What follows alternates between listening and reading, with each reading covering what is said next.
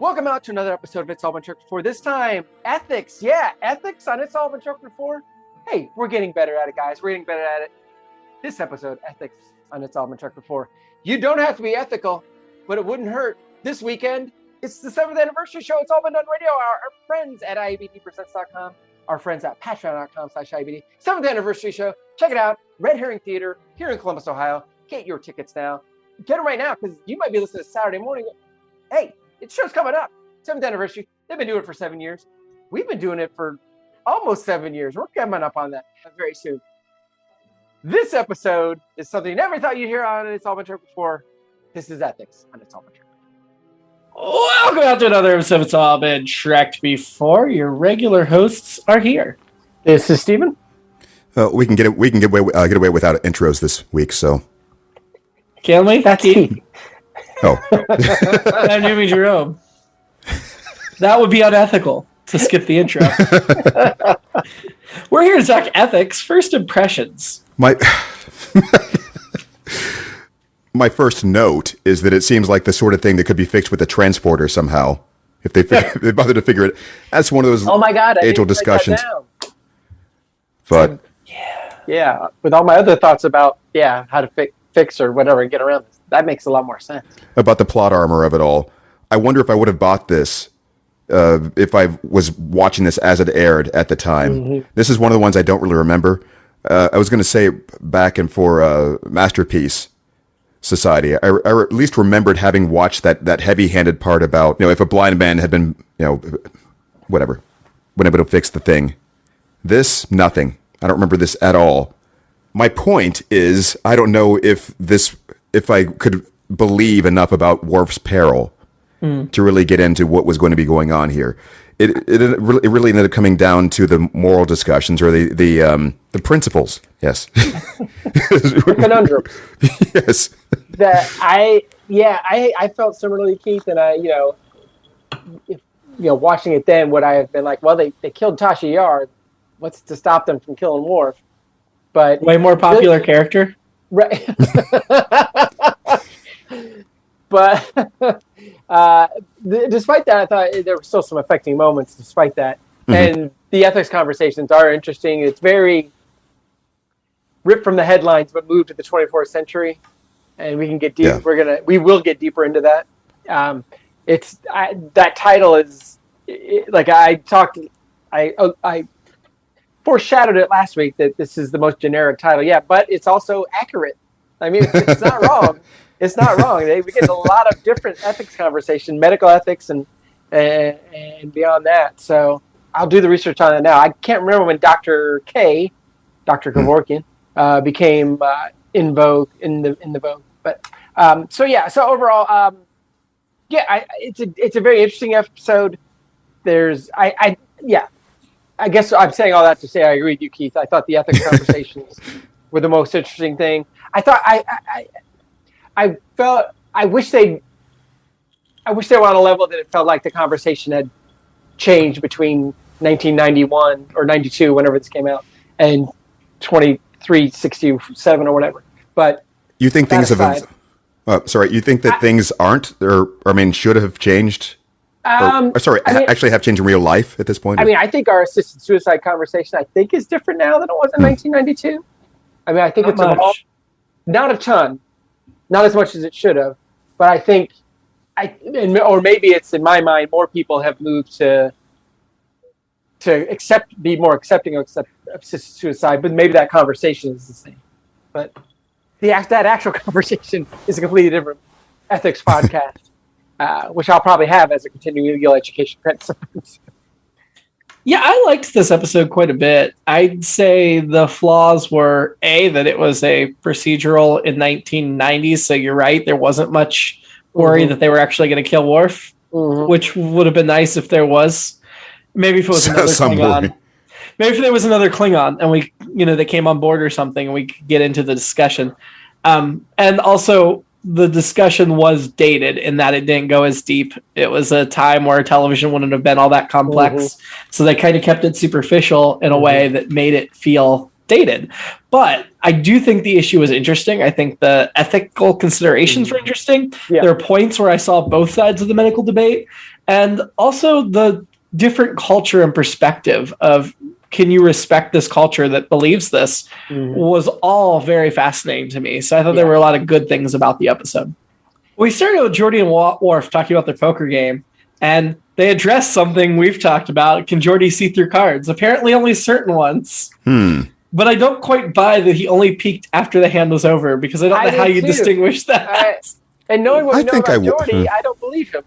I don't either. I mean, does he have X-ray vision, or he can just look through cards? They said infrared. Infrared. Okay. Yeah, you need to get cards that weren't susceptible to infrared. Okay, So they can't repair the spinal cord, which seems like that should be something they can repair by then. I'm going to go back to what I said last week, or alluded to last week. Riker gets a broken arm. It's outpatient surgery in like 5 minutes. Why wouldn't the spinal cord or the vertebrae be the same? It is more complicated.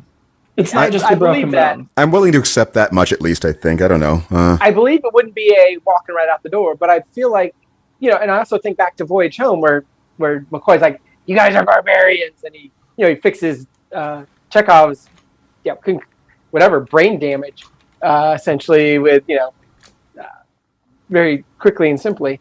So, and I mean, that's a quibble, but I still feel like, man, it seems like they could have. It seems like with all the other advances, this would have been one they'd fixed. I mean, well, Klingons don't. They just let him die, which I guess makes sense from a culture perspective. Sure. Of they're not going to take the time to learn how to do those types of procedures, because culturally they've just never seen the value of preserving life in that manner. And that was, I thought that was very interesting. I thought that was one of those interesting aspects of the conversation, the debate in the episode.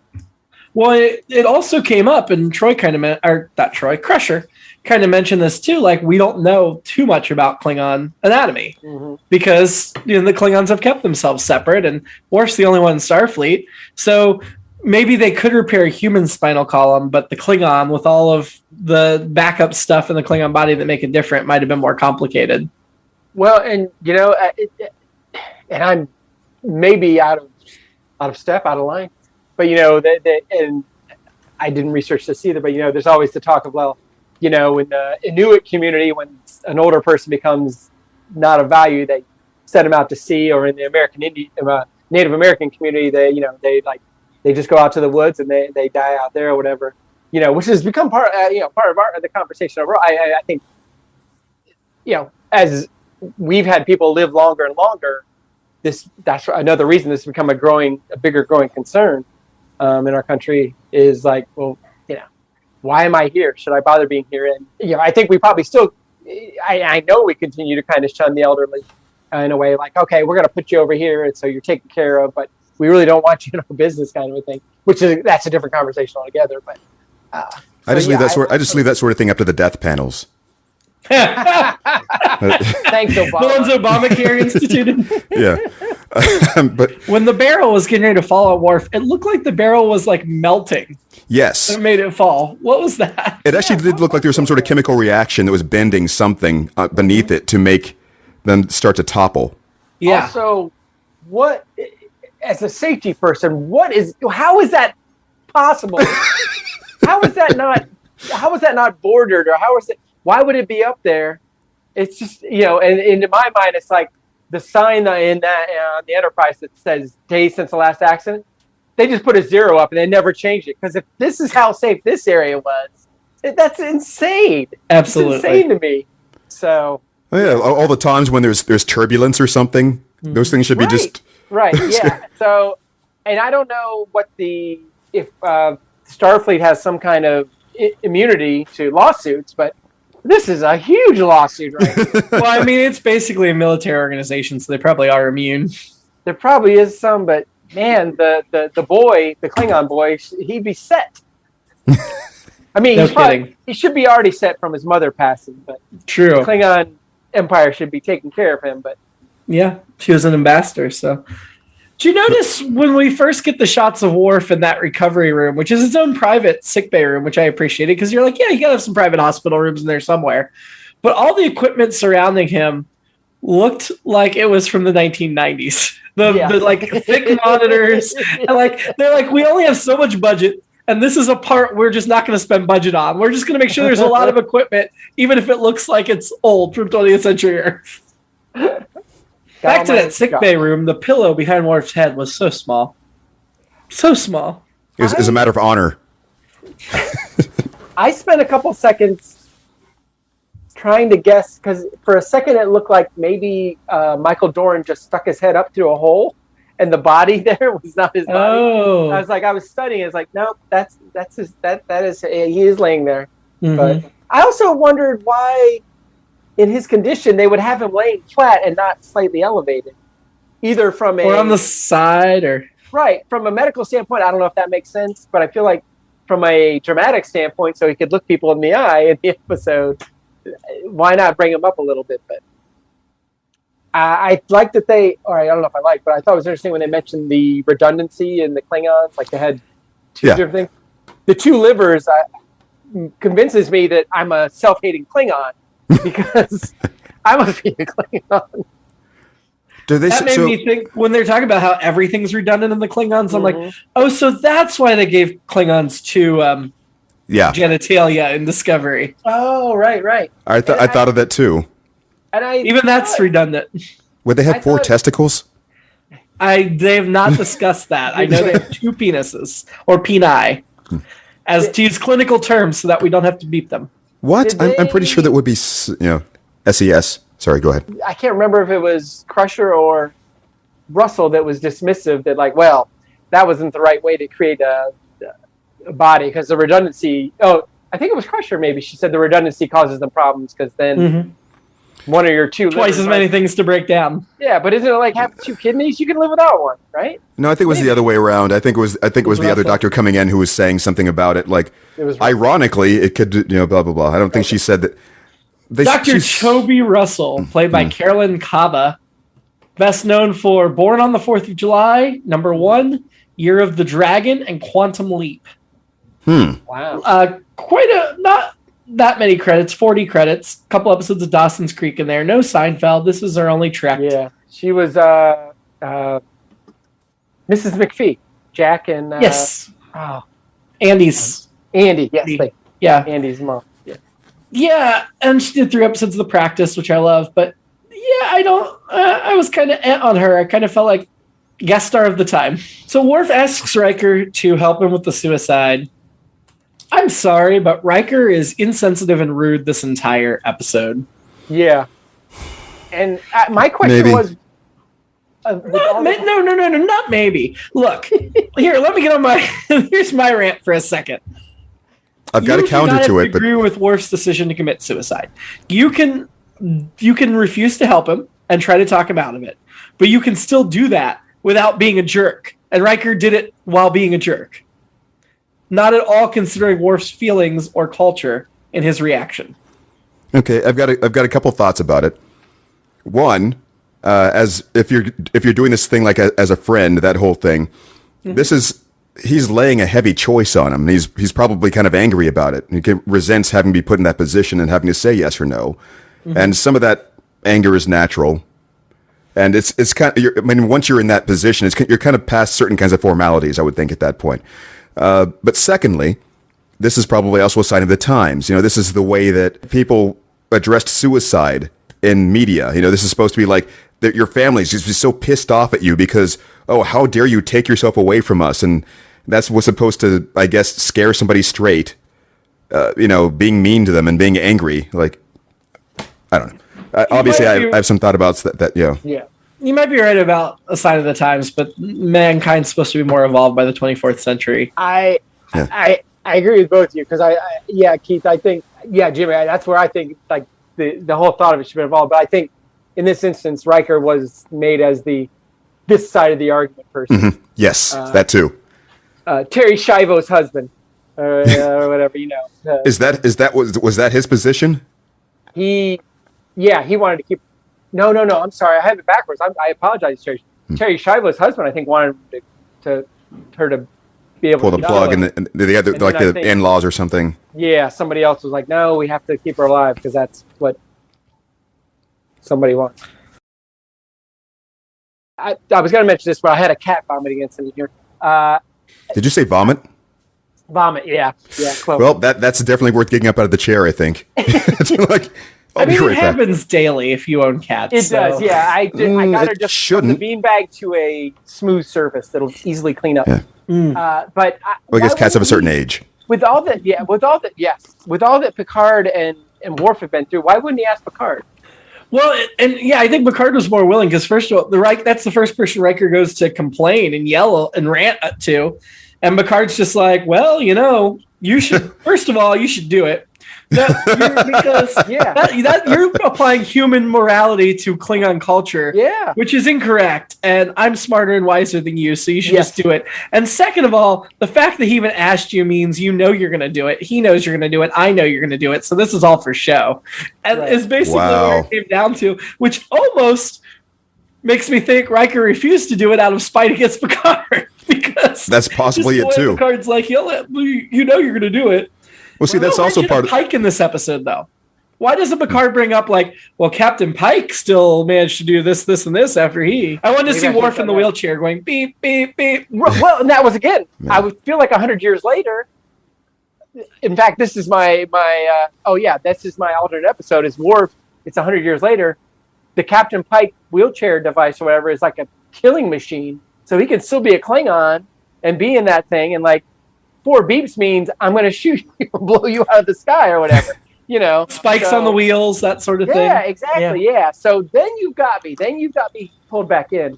But I think it makes sense that Picard is the one who's like, I've done all this stuff with the Klingons and stuff. I understand this better, and you should understand this, Riker. Just serving on the ship in kind of like a warrior capacity, like when we was on the exchange. Yeah. So I was thinking. Once you guys brought this up, it seems like their parts could have been almost interchangeable. It was just sort of almost like a coin flip from the writing perspective of which one was going to take which position, because as Stephen was just saying earlier, Riker was playing that guy, that side of the argument essentially, and they could have mixed and matched a lot of different things between the two of them, I think, and I appreciated that all the arguments seemed to be pretty well represented for each case, apart from the datedness of it, as we keep kind of running into. Since you also mentioned it, Jimmy, the thing about the thing you were saying was not right, the cultural aspect of it, they touched on it, from the Picard argument standpoint, but at the same time, it still did feel a little weighted toward the American or Americentric view of whatever other cultures and that kind of things, but still, or I guess more accurately, a certain angle of Christianity to it. The whole this is a sin to do this essentially. Yeah. But I think Picard in his speech kind of introduced the more progressive view of it. Yeah, and I guess I'm answering my own question. I think maybe Worf was like, because I think I said this when Worf kind of chose him as his person to go to the Klingon world with all that stuff. I was like, man, that's putting a lot of pressure on him. So maybe he's like, you know what? He's done enough for me. Riker, it's your turn to do me a favor. So maybe. Or maybe Picard's the only one that shows that evolved sensibility in this episode, though. Even Troy was right there with Riker about this was wrong. Yeah. She's super culturally insensitive, which feels out of character for Troy to me. That she doesn't even try to understand Worf's perspective, in my opinion.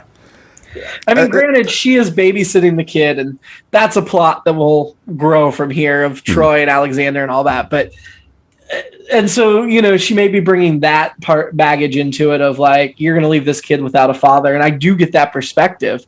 I just think she could have said it a little more with a little more understanding. Maybe she should not be the counselor.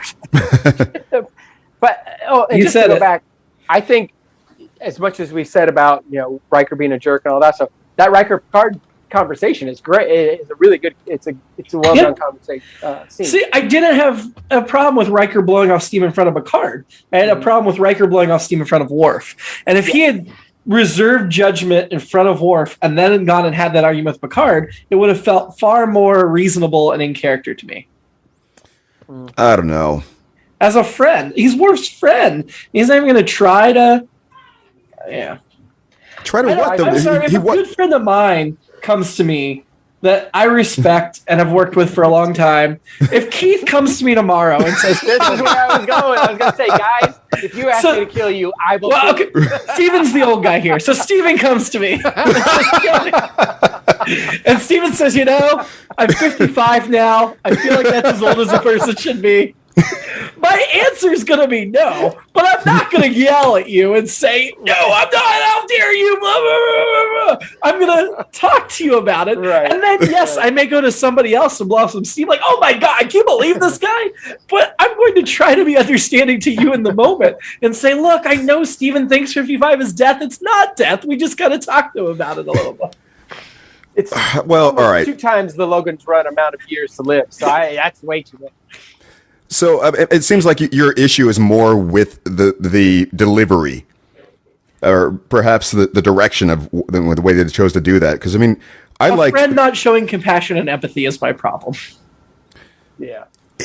What about what he was saying was actually not showing compassion and empathy, though? It was just, I think it was more him raising his voice than anything, because his words. Was angry. Of course he's angry under the circumstances, but he was still reasoning through the arguments and actually giving it some consideration.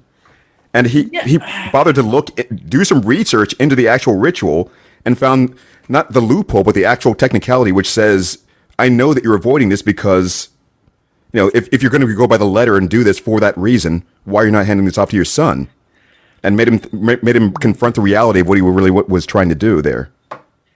Yeah, so the whole son thing, that's a whole other issue to weigh in on. And I do think that definitely matters to this decision. Mm-hmm. The fact that he's already lost his mom, this boy only has one parent. Whatever Worf thinks of his honor and his duty as a Klingon, you got to take into consideration that you're going to leave this boy parentless. Mm-hmm. And I know he asks Troy to watch him, and that was a really sweet scene where he basically tells Troy, if I die, I want you to take him. Mm-hmm. But I wrote down before that, or when I was like, oh, it's Troy the stepmom, just because she was there. Mm-hmm. And then sure enough, it happened. I thought that was a great scene too.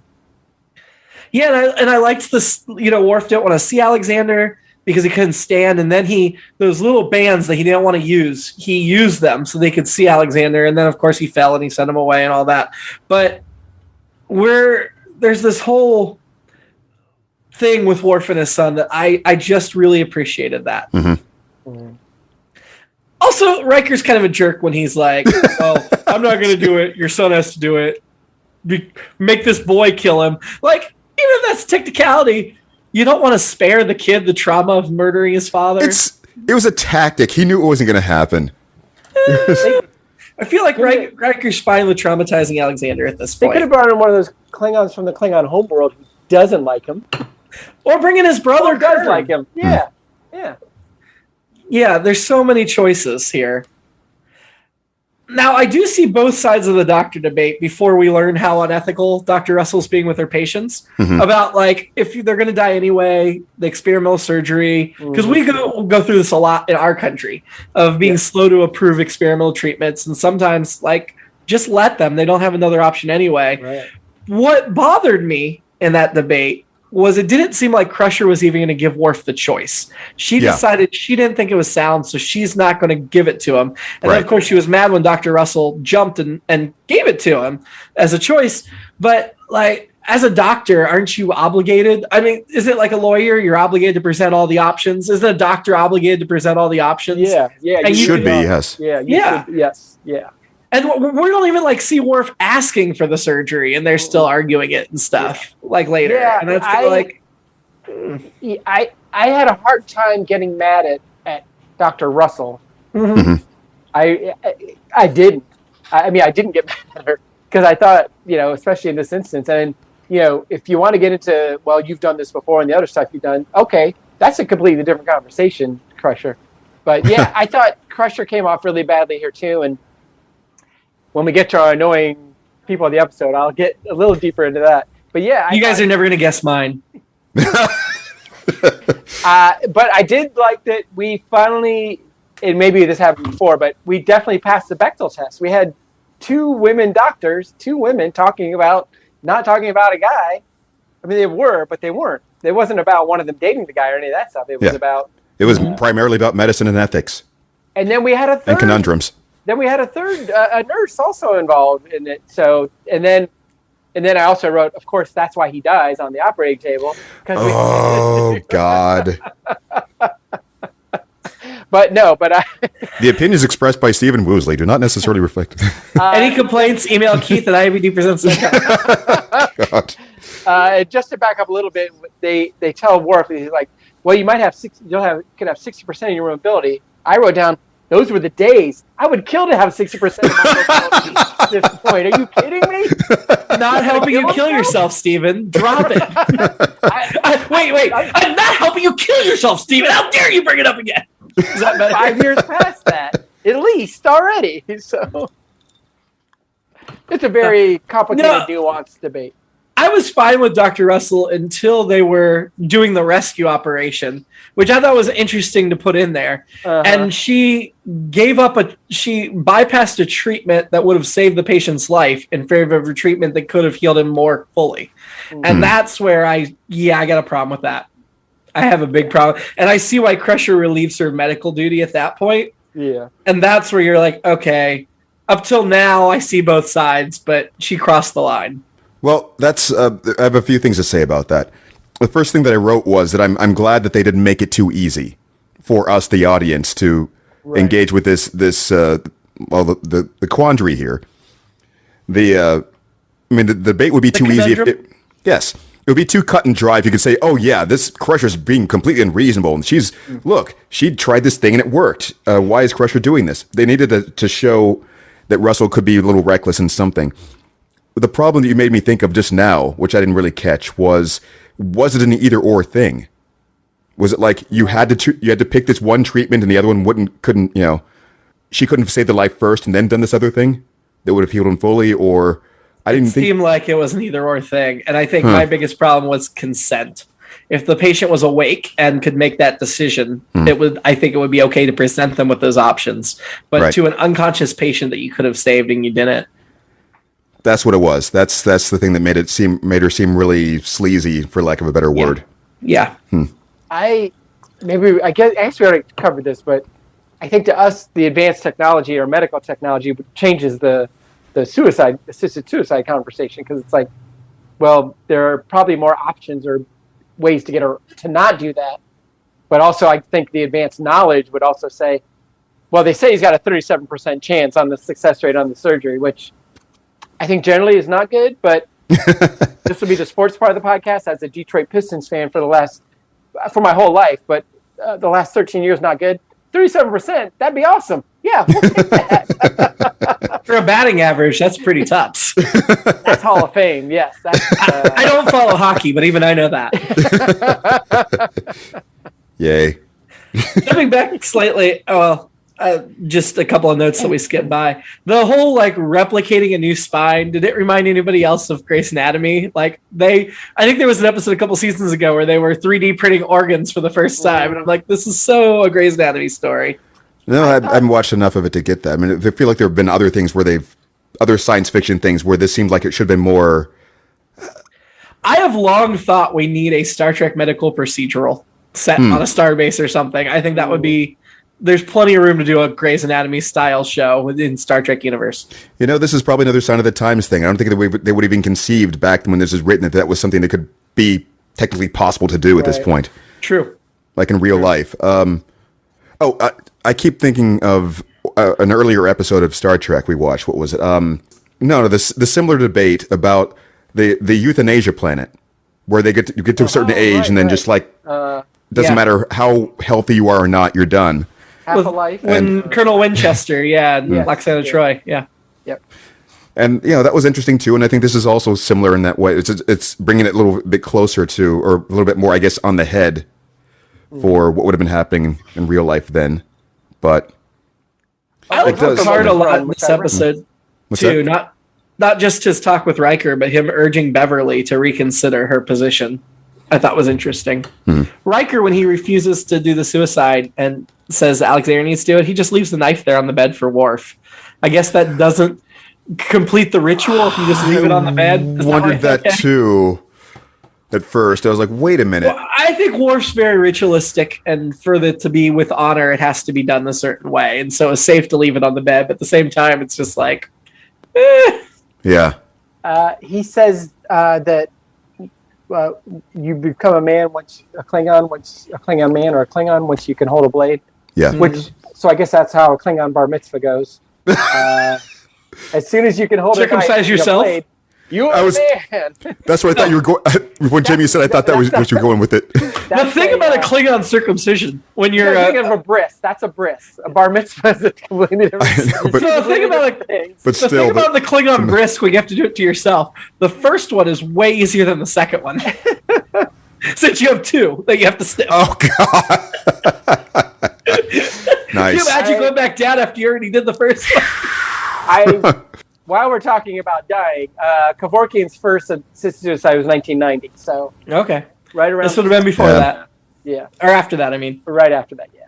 I don't know. The Troy being named Alexander's guardian to me felt like it comes out a little out of nowhere, though they seem to have established that the three of them have been bonding between scenes. Yeah. Well, we saw that first episode when he came aboard. I mean, she was pretty instrumental in talking him down from a lot of things. Yes, but apparently that relationship has continued to grow and build in the interim.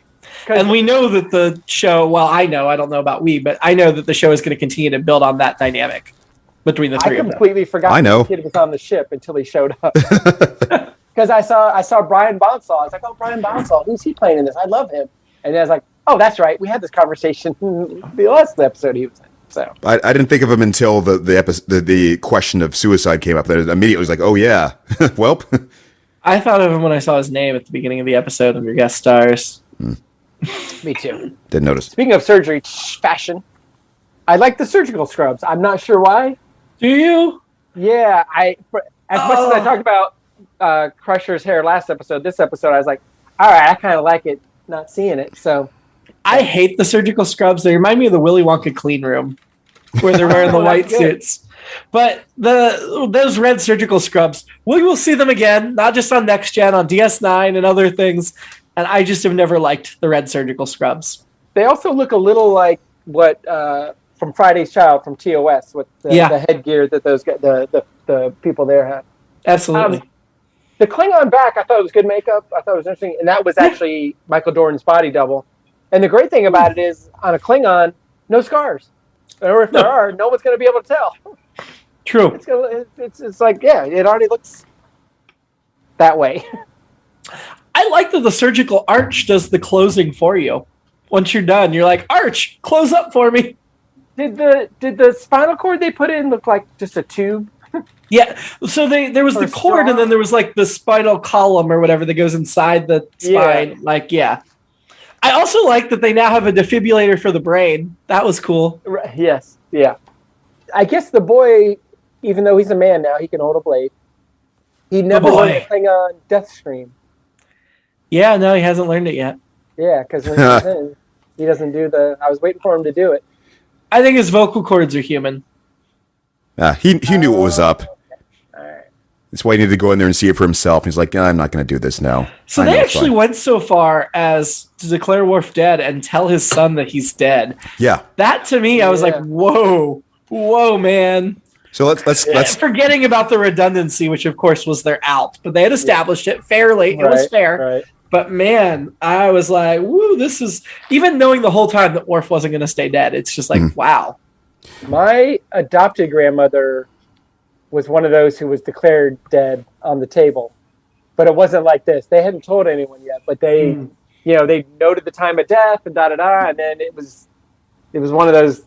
It was a scene from a movie where the nurse is like, "Wait, she's swallowing, she's breathing," and everything's fine. And I feel like she had a story about going towards the light. She was one of those people, and, but then she lived another 7 or 8 years. So, anyway. Is that when you decided to adopt her? Well, she adopted my mother. Okay. So she had no choice with me. Beverly's final lecturing of Dr. Russell was relatively compelling, I thought. You're going to consider this a victory, people are going to hail you, but it's not.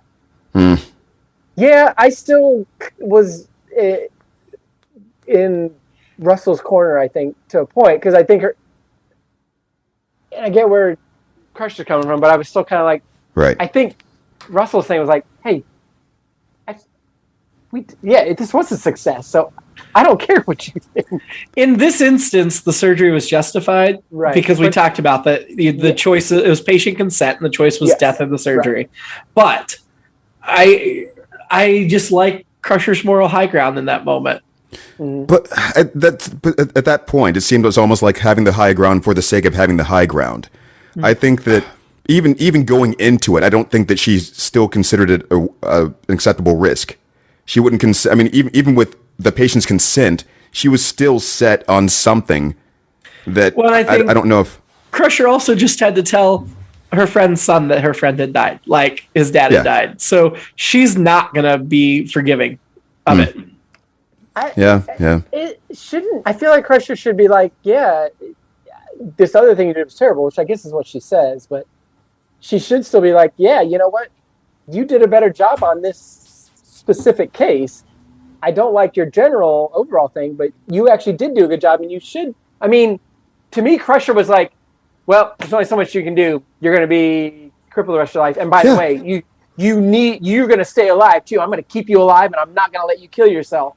Yeah, like locking him, restraining him, locking him in the room. That whole kind of just that was kind of tipping her hand a bit about being a little irrational about what was going on. Yeah, because I mean, obviously there's ethical issues with Dr. Russell's ethics, but I think there's issues with Crusher's too. Yeah, and she's in charge of an entire ship with 1,000 people. Well, and she was the head of Starfleet Medical just a couple of years ago. Like, she's well respected. Right. Yeah. And I think that's a problem, which I'll get into when I get to my most annoying person. I agree with all of that, and I still liked that scene. Yeah. Oh no, I still like the scene. So it's another scene that passes the Bechdel test. It contributed to what I was saying before about them not taking the easy way out of anything through this episode, in my opinion. And that was a conversation that needed to happen. But it's still, whether or not it made me like either character more or less is sort of beside the point. And I think sometimes that's what a good episode does. Well, another thing I liked about the scene was at the end, you saw Russell about to come back in, and it was like it could have been like a couple more zingers, but she was just like, you know what? I don't think there's anything more to say, and whatever. I'm out the door. Peace. Yeah, I actually liked that. I thought that was better than like, let's get into this and make it. Soap opera is not the right way, but let's make this even more combative. It's like, no, I think what's had to be said was said. There's nowhere else to go here. I mean, but I thought she also took a second to, whether as an actress or as a character or both, I guess, to accept the information she was given and just be like, you know what? I hear you. I accept what you're saying. But I'm out of here. And I want peace. No, not I want. No, she. So I like that part of the scene. She's like, I've taken my medicine. It's time to go. Yeah. This is great food for thought. I will consider it. But that Klingon dude is walking now. Or, well, he's working on it still. So the scene where, and that's another one. How have they not advanced beyond the two parallel? Because all I could think of as I watched it was It's Always Sunny when Dennis is relearning to walk after he gets shot. The gang saves the day episode, I think. Oh my God. I have been rewatching It's Always Sunny from the beginning for like the last couple of weeks or so, and I'm just plowing through them. And I keep thinking we need. It's a shame we're not doing like it's always been it's always been done or something sunny? Like that. Yeah, so yeah. It's always been sunny. Yeah. I'm in on that. I'm a couple seasons behind, so I need to binge the seasons I haven't watched yet. But yeah, we started watching the new season. I think we only got through 2 so far. But, So I have 2 notes on that scene. For that last scene, first, I liked that Worf let Alexander help him because he's showing growth.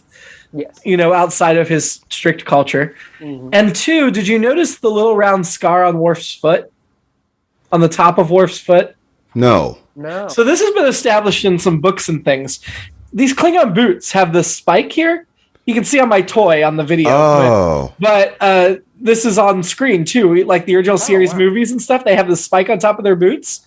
They have established, apparently in canon, I forgot that it had ever been established in canon, but Worf's scar proves it, that Klingons are born with a spike here on their foot, and their boots fit the spike, but Worf had his removed. And a lot of Klingons have had theirs removed. Is that like their That's why version of he's got a little circumcision? scar where the spike was removed. What did you say, Keith? Is that their version of circumcision? I guess so. But I feel like this is a problematic because you probably get it caught on things. Yeah. But isn't that cool? I thought that was a neat little piece of trivia that they remembered to put a little scar on his foot. Mm-hmm. I didn't see that. That's cool. Were you looking for it? No, it was very noticeable to me. And I was like, oh, I know why that scar's there. I'm going to talk about that in the podcast. See, that's quality right there that you can't get in other places. So, I don't know. I wonder how many people have remarked upon that before. So my alternate episode is Worf actually did die, which, here's the thing. And not in surgery. The suicide would have been a more powerful death, in my opinion, if you were going to kill the character. Because then you make a cultural statement and talk about it. But the thing is, Worf's best days are still ahead of him. So I don't want the character dead because there's a lot of fantastic Worf stuff we haven't gotten to yet, especially on Deep Space Nine, on his 4 seasons over there. So, I don't want Worf off the show. And yet I try to think about how powerful that would have been a story to take this character that we've known for 5 seasons and do a suicide episode. I mean, and certainly would help advance the argument for assisted suicide, I think. If a beloved cultural figure character went that way. Which is why they didn't do it. Yeah. Well, among other reasons, but yeah. That's my alternate episode. Do you have an alternate episode? Mine was the Worf in the Captain Pike killing machine version. Yeah. So that was my alternate episode. That's a great one. Yeah. This was directed by one of our regulars. They all are these days, Chip Chalmers.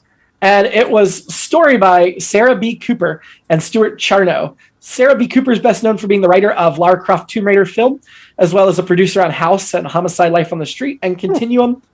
I feel like we may have talked about her before, but yes, because she has story by for 2 previous episodes, New Ground and The Wounded. The Wounded, a great episode with O'Brien and the captain, Bob Gunther, but so good. I'm glad that she returned. Stuart Charnow is best known for being an actor in Friday the 13th Part 2, Christine, and Once Bitten. Just one of the guys is the one I know him best from. He was in the that? reptile guy. Yeah, just one of the guys. I forgot. I really liked Once Bitten. Actually, I think it's probably. He was also underrated. episode of MASH, since we've been talking about that lately. This is his only writing credit are the same 3 stories that Sarah has the writing credits. So they pitched these stories together. And then the teleplay was actually by Ronald D. Moore. He went in and rewrote it. So just looking at Stuart Charnow on the internet, Wikipedia is like, oh yeah, yep, I remember that guy from all these shows or all these roles he had. Yeah. Any other notes? I have no other. Okay, get to the rankings. Sorry, Keith. Did you? I think we covered it all. I was just saying, yeah, that was it. Who is your annoyance of the week? So I have 2. One is the Enterprise safety officer who should be fired or put in a escape pod and Captain Kirk out into space. But the other one is I've been teasing this all episode long. Is Beverly Crusher right wing? Yeah. She's very into. She's like, you got to live. I'm going to keep you alive, and I'm not going to let you kill yourself, and I'm not going to let you have this experimental surgery. And this might be a little bit of reach, but we had the episode with the Trill where it's like, oh, she's kind of homophobic or something. I don't know what the episode was. It didn't go as far as it could have. So it's like, Maybe that's why her and Picard never went there, because Picard's definitely liberal. Yeah. So my annoyance for this is going to be right wing Beverly Crusher. So just Beverly Crusher then. Yeah. Yes. I have my beef with Crusher in this episode and Troy and and a few other, but I am going with Riker because I just felt like he was a really bad friend to Worf. Yeah. That's going to be Crusher. There's just too much. Yeah, that's fair. Who are we having a drink with this week, gentlemen? I'm having with Dr. Russell. I like her style. I like her bedside manner. Until she kills me. I'm going to have a drink with Picard because I really liked him in this episode, and we can discuss these issues without getting into the crap. Mm-hmm. And preferably it would be dinner with him and Beverly, and not to gang up on Beverly, but maybe get some conversation and get some growth in there for her. Oddly, it's going to be Russell for me, too. It's matching Steven on both things here. Interesting. Yeah, just to back up, do we think... Yeah, Kirk would have done the Riker thing. I don't think he would have got mad at him, but Kirk would have exhausted every possible way to keep him. Kirk would have gone with Russell and been like, "Let's gamble on this." Mm-hmm. Before he would have done the suicide thing, but he would have. Anyway, sure, that's okay. Ranking the episode. Let's start in the middle with the Masterpiece Society. Better or worse than the Masterpiece Society?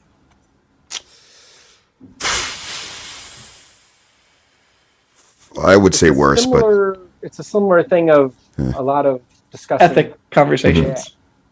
Yeah. Keith says worse. I'm going to say better. It's tough because I think the Klingon aspect actually helps it. Yeah. Yeah. I like I mean, Masterpiece Society has some cool stuff too, and a great doctor also. This is a difficult decision. No, Conundrum's below Masterpiece Society. I'm going to go in between those. I will say below Masterpiece Society. Below Masterpiece. Ooh. So you're putting it between a rock and a hard place then? But you think it's better than Conundrum? Yes, yeah. Okay. I mean, I obviously wouldn't have gotten any higher than Masterpiece Society above that Star Mock. I think that's roughly comparable because, like I said, they both have really good issues, but don't quite hit the target. Mm-hmm. I probably would have ended up putting it below Darmok, but like right there. Keith, do you go lower than Conundrum or does it stop? No. Okay, cool. So it's number 10 of 16, Ethics. Yeah. Great. I think it's a good place for it. I'm not upset. Next week, The Outcast. While aiding an androgynous race who lost a couple members in an unmapped region of space, Riker falls for one of them, which can lead to trouble if detected since the alien race does not endorse gender specificity. So they don't want their race dating Riker because he's so close-minded that he's identifying as male. Huh. Wow. All right. Okay. Now we're getting progressive. You're getting some more intriguing. ethical, moral discussion. I can say this: Beverly Crusher is probably going to be completely against it. And Picard's probably all for it. Picard says, listen to them and understand them. Until then, live long. Get a second opinion when you can, people. And prosper. And live at all costs. Hey, Beverly.